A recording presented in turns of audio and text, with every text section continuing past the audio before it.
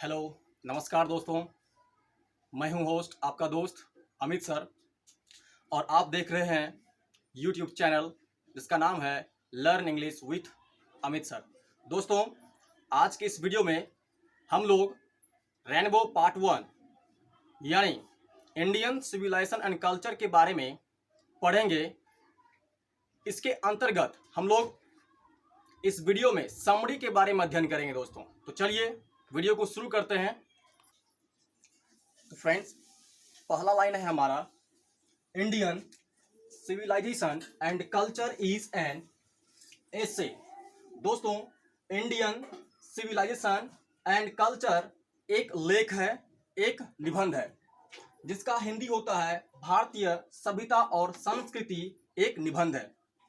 Next line है दोस्तों, which has been written by Mahatma Gandhi, जो महात्मा गांधी के द्वारा लिखा गया है। मतलब कहने का यह हो रहा है दोस्तों, इंडियन सिविलाइजेशन एंड कल्चर के जो लेखक हैं, लेखककार का नाम जो है वो हमारे महात्मा गांधी का नाम है। नेक्स्ट लाइन देखते हैं दोस्तों नेक्स्ट लाइन था हमारा, he was born on 2 October 1869 at Porbandar in Gujarat. Mahatma Gandhi का जन्म 2 अक्टूबर को 1869 ईस्वी को गुजरात में पोरबंदर नामक स्थान में हुआ था। ध्यान में रखिएगा दोस्तों, ये ऑब्जेक्टिव क्वेश्चन में पूछ दिया जाता है कि महात्मा गांधी का जन्म कब हुआ था। तो ध्यान में रखना है कि इनका जन्म जो है 2 अक्टूबर 1869 को गुजरात में पोरबंदर नामक स्थान में हुआ था। नेक्स्ट लाइन है, he died on 30 January 1948 in India duration of prayer assembly. और इनकी मृत्यु 30 जनवरी 1948 को भारत में ही हुई थी। लेकिन कब? Duration of prayer assembly. इनकी मृत्यु हुई नहीं थी, इसे मार दिया गया था। नाथूराम गॉड्स के द्वारा इन्हें गोली मार दिया गया था जब प्रार्थना सभा के दौरान ही, जब प्रार्थना ये कर रहे थे तो प्रार्थना सभा के दौरान ही इन्हें गोली मार दिया गया था। ड्यूरेशन का मतलब होता है दौरान, ऑफ प्रेयर का मतलब प्रार्थना। दोस्तों, नेक्स्ट लाइन था हमारा, he was an Indian writer. यहां पे जो ही आ रहा है दोस्तों, किसी भी लाइन में आप ही देख रहे हैं, तो इस ही का प्रयोग महात्मा गांधी के बदले किया जा रहा है। ही का ही मतलब हो रहा है महात्मा गांधी, क्योंकि इस लेख को, इस निबंध को, इस एसे को जो लिखने वाले हैं वह महात्मा हमारा he was an Indian writer. वे भारतीय लेखककार थे। कहने का मतलब क्या होता है? राइटर का मतलब क्या होता है दोस्तों? जो कोई भी कहानी लिखते हैं उसको हम लोग राइटर बोलते हैं। उसके बाद है, he passed his matriculation in 1887। He passed his matriculation in 1887 from India. वे जो है मैट्रिक का परीक्षा 1887 ईस्वी में पास किया था भारत से। नेक्स्ट लाइन है, after passing his matriculation he went to England for the study of law। Matric का परीक्षा पास करने के बाद वो इंग्लैंड चले गए वकालत की तैयारी करने के लिए। यहाँ पे ध्यान दीजिएगा दोस्तों, फिर से आपको हम समझा देते हैं। आफ्टर पासिंग का मतलब होता है पास करने के बाद। क्या पास करने के बाद? मैट्रिकुलेशन का मतलब होता है 10वां का परीक्षा पास। ठीक है, पास का मतलब pass. His matriculation, he went to England. कहाँ चले गए? इंग्लैंड चले गए। किस लिए चले गए? For the study of law. Law मतलब कानून, वकालत की तैयारी करने के लिए। नेक्स्ट लाइन है, ही रोट हीज ऑटोबायोग्राफी। उन्होंने अपने जीवन में खुद की कथा लिखा था, जिसको हम लोग बोलते हैं आत्मकथा। दोस्तों, ऑटोबायोग्राफी को हिंदी में आत्मकथा कहा जाता है। महात्मा गांधी ने खुद की कथा लिखा था जिन्हें आत्मकथा कहा जाता है। दोस्तों, इसमें अगर ऑटो को अलग कर दिया जाए तो बचता है बायोग्राफी। तो ऑटोबायोग्राफी का मतलब होता है आत्मकथा। आत्मकथा वह कथा होता है जो व्यक्ति खुद के बारे में आप बीती को लिखता है, उसे ही ऑटोबायोग्राफी कहते हैं। और बायोग्राफी क्या होता है? जब कोई एक इंसान किसी दूसरे इंसान के बारे में, किसी चीज के बारे में लिखता है, उसके जीवनी के बारे में लिखता है, तो उसे बायोग्राफी कहते हैं दोस्तों। तो ही रोट हिज ऑटोबायोग्राफी, उन्होंने अपने जीवन में क्या लिखा था? ऑटोबायोग्राफी लिखा था। उसका नाम क्या था? देखिए, the name of his autobiography is my experiment with truth. उन्होंने जो ऑटोबायोग्राफी लिखा था उनका नाम था माई एक्सपेरिमेंट विथ ट्रूथ, जिसका नाम क्या था? My experiment with truth. इसका मतलब होता है मेरा प्रयोग सत्य के साथ। कोई भी काम ये जो कर रहे थे सत्य के साथ करते थे, सत्य का सहारा लेके करते थे। उसके बाद है ही रैन मैनी मोमेंट्स अगेंस्ट, यहां पे एस टी होगा दोस्तों, against the British with the help of truth and non violence। वे अंग्रेज के खिलाफ बहुत सारा आंदोलन किया था, लेकिन with the help of truth and non violence, सत्य और अहिंसा का सहारा लेकर के उन्होंने आंदोलन किया था। किनके खिलाफ? अंग्रेज के खिलाफ। ब्रिटिश का मतलब होता है अंग्रेज। नेक्स्ट लाइन है दोस्तों, he wrote many books in his life. इन्होंने अर्थात महात्मा गांधी ने अपने जीवन में कई बुक्स लिखे हैं। तो दोस्तों अगर आप स्क्रीनशॉट लेना चाहते हैं तो ले सकते हैं। आपने इस स्क्रीनशॉट ले लिया होगा। देखते हैं नेक्स्ट पैराग्राफ क्या है दोस्तों। नेक्स्ट लाइन आपका है, इन दिस एक्सट्रैक्ट यानी ऐसे Mahatma Gandhi has explained that Indian civilisation is better than western civilisation. दोस्तों इस लेख में, इस निबंध में एक्सट्रैक्ट का मतलब होता है दोस्तों, जिस इसके बारे में अभी आप लोग पढ़ रहे हैं उसका नाम है इंडियन सिविलाइजेशन एंड कल्चर। उसके जगह पर हम लोग यहाँ पे एक्सट्रैक्ट का प्रयोग किए हैं, और यही एक्सट्रैक्ट क्या है? एसे है, इसलिए ब्रैकेट में एसे यहाँ पे लिख दिया गया है। दोस्तों आप चाहें तो एक्सट्रैक्ट के बदले आप खाली एसे भी लिख सकते हैं, नो डाउट।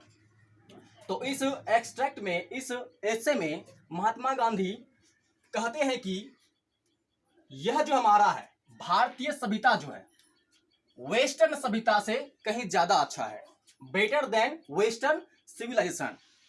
हमारे भारत की जो सभ्यता है वो वेस्टर्न सिविलाइजेशन से बहुत ही अच्छा है, पश्चिमी सभ्यता से कई ज्यादा गुना अच्छा है। नेक्स्ट है हमारा, he says that our civilisation can not be beaten in the world. That means, कहने का मतलब यह हो रहा है, महात्मा गांधी ये भी कहते हैं कि हमारी सभ्यता जो है दुनिया में हराया जा नहीं सकता है। इसे लोग मानते हैं, हमारी जो सभ्यता है किसी भी देशों से, किसी भी देश से हमारी सभ्यता जो है बहुत ही अच्छा है, इसलिए इसे किसी भी दुनिया में हराया जा नहीं सकता है। उसके बाद है दोस्तों, because we are following the path that our ancestors made for us. हमारी सभ्यता को पूरे विश्व में हराया नहीं जा सकता है, इसलिए क्योंकि हमारे जो भी एंसेस्टर्स हैं, पुराने जमाने के जो लोग हैं, हमारे जो पूर्वज हैं, उन्होंने बताया था रास्ते पे चलने का क्या तरीका होता है, क्या रूल्स और रेगुलेशंस होता है। हम लोग उसी रास्ते पे चल रहे हैं, उन्हीं के बताए हुए रास्ते का फॉलो कर रहे हैं, इसलिए यह जो सभ्यता है, मतलब भारत की जो सभ्यता है, उसे हराया जा नहीं सकता है। दोस्तों नेक्स्ट लाइन है आपका, Gandhi ji says that mind is a restless bird, the more it gets the more it wants and remains unsatisfied. दोस्तों ये वाला लाइन थोड़ा लॉन्ग है, इसे हम प्रयास करेंगे तोड़ तोड़ करके समझाने का। दोस्तों यहाँ पे ध्यान दीजिएगा, गांधी जी सेज दैट, गांधी जी कहते हैं कि, महात्मा गांधी का यहाँ शॉर्ट है, गांधी जी कहते हैं कि mind is a restless bird. हमारा दिमाग जो है, किसी भी इंसान का जो माइंड होता है वह बेचैन चिड़िया के समान है, बेचैन चिड़िया के समान है। नेक्स्ट बोल रहा है द मोर इट गेट्स, दिमाग को माइंड को जितना मिलता है, इसे जितना मिलता है, द मोर इट वांट्स, वह उतना ही चाहता है। माइंड कभी भी पूरी तरह से परिपूर्ण नहीं होता है, हमेशा चाहता रहता है कुछ ना कुछ मिलता रहे। उनके पास है भी, फिर भी वो कोशिश करता है कि हमें कुछ ना कुछ और ज़्यादा मिलता रहे। इसलिए महात्मा गांधी कहते हैं कि माइंड जो है किसी भी इंसान का, वह रेस्टलेस बर्ड के समान है। रेस्टलेस बर्ड कहने का मतलब बेचैन चिड़िया। ऑब्जेक्टिव क्वेश्चन में दोस्तों ये पूछा जा सकता है, इस पे ध्यान दीजिएगा। माइंड जो है रेस्टलेस बर्ड है, और यह चीज महात्मा गांधी ने कहा था। इनको जितना मिलता है वह उतना ही अपेक्षा करता है, वह उतना ही चाहता है। एंड रिमेन्स अनसेटिस्फाइड, जितना मिल भी जाता है फिर भी हमारा जो मन है, दिमाग जो है, संतुष्ट होता नहीं है। So we should not indulge in our patience, इसलिए हम लोगों को अपनी भावनाओं में बहना नहीं चाहिए। जो मिला है उसी में संतुष्टि रखना चाहिए इंसान को। संतोषम परम सुखम, इंसान जितना भी चाहेगा उसको उतना ही मिलेगा, उससे अधिक मिल नहीं सकता है। इसलिए जितना है उसी से काम चलाना चाहिए। नेक्स्ट लाइन है Gandhi ji forbade us to live in cities because there would be gangs of thieves and robbers who loot us। Gandhi ji हम लोगों को मना करते हैं कि बड़े बड़े शहरों में नहीं रहना है। बड़े बड़े शहरों में रहने से गांधी जी हम लोगों को मना करते हैं, इसलिए क्योंकि वहां जो है चोरों का, डकैतों का, अश्लील काम करने वालों का समूह ज्यादा होता है, इसलिए वो हमें लूट सकते हैं, जान से मार सकते हैं। इसलिए महात्मा गांधी हम लोगों को शहरों में, बड़े बड़े शहरों में रहने से मना करते हैं। नेक्स्ट लाइन है दोस्तों, he persuades us that we should not adopt western civilisation. और महात्मा गांधी ये भी कहते हैं हमारी जो पश्चिमी सभ्यता है उन्हें अपनाना नहीं है। ये बुरा भी नहीं कहते हैं। वेस्टर्न सिविलाइजेशन जो है अच्छा है, हम लोगों के लिए नहीं, भारतीय लोगों के लिए नहीं है, यूरोप के लोगों के लिए है। जो वहां पश्चिमी का मतलब होता है यूरोप। वेस्टर्न सिविलाइजेशन के लिए हो सकता है अच्छा है, लेकिन हमें इसको अपनाना नहीं है। दोस्तों नेक्स्ट लाइन देखते हैं क्या है। दोस्तों नेक्स्ट लाइन है आपका, because modern civilisation is the worship of materials that make us lazy. हम लोगों को पश्चिमी सभ्यता इसलिए नहीं अपनाना चाहिए क्योंकि मॉडर्न सिविलाइजेशन जो है, आधुनिक सभ्यता में, आधुनिक सभ्यता के जो लोग होते हैं वह अधिकतर वस्तुओं की पूजा करते हैं। वस्तुओं की पूजा का मतलब क्या हुआ, जैसे मोबाइल, लैपटॉप, बिना कोई भी साधन का वो काम कर नहीं सकता है। पुराने जमाने में जो हमारे किसान लोग थे वह खुद भी कुदाल से मिट्टी को कोड़ कोड़ करके पूरा खेत को हरियाली बना देते थे, लेकिन अभी के डेट में क्या है कि बिना ट्रैक्टर से, बिना हल से वह काम कर नहीं सकता है। इसलिए हम लोगों को कभी भी पश्चिमी सभ्यता को अपनाना नहीं चाहिए। और आधुनिक सभ्यता के जो भी लोग होते हैं वह केवल और केवल वस्तुओं की पूजा करते हैं। मटेरियल्स का मतलब होता है वस्तुओं, और जो हमें आलसी बना देता है, जो हमें क्या कर देता है, आलसी बनाता है। नेक्स्ट लाइन है दोस्तों, at last Mahatma Gandhi says that, और अंत में महात्मा गांधी ये भी कहते हैं कि I don't hate western civilisation, मैं पश्चिमी सभ्यता को पसंद, मतलब कि इसे हेट नहीं करता हूं, नफरत नहीं करता हूं, पसंद करता हूं लेकिन नफरत नहीं करता हूं। Because European civilisation is suited for the Europeans. हो सकता है वेस्टर्न सिविलाइजेशन जो है वहां के लोगों के लिए अच्छा हो सकता है, उनके लिए अच्छा हो सकता है, लेकिन भारतीय लोगों के लिए ये अच्छा नहीं हो सकता है। But if we copy it, लेकिन अगर हम लोग इसे नकल करेंगे, इसे का मतलब हुआ वेस्टर्न सिविलाइजेशन का जो हमारा सभ्यता है उनके ऊपर अगर हम लोग देख करके चलेंगे तो हो सकता है कि हमारा भारत बर्बाद हो सकता है, भारत के लोग बर्बाद हो सकते हैं। इसलिए हमें अपनी सभ्यता में ही सीमित रहना चाहिए। हमारी सभ्यता का जो नियम है, हमारे पूर्वज के द्वारा जो बनाया गया है, उन्हीं के रास्तों पे हम लोगों को चलना है। दोस्तों ये था आपका इंडियन सिविलाइजेशन एंड कल्चर का समरी और उम्मीद करते हैं ये वीडियो आपको पसंद आया होगा। दोस्तों, अगर आप मेरे चैनल पर पहली बार आए होंगे तो आप इसे सब्सक्राइब कर लीजिए, ताकि जो भी वीडियो हम बना करके अपलोड करेंगे और वह वीडियो आप तक सबसे पहले पहुंच जाए। दोस्तों, इस लेसन का नाम था Indian civilisation and culture. Indian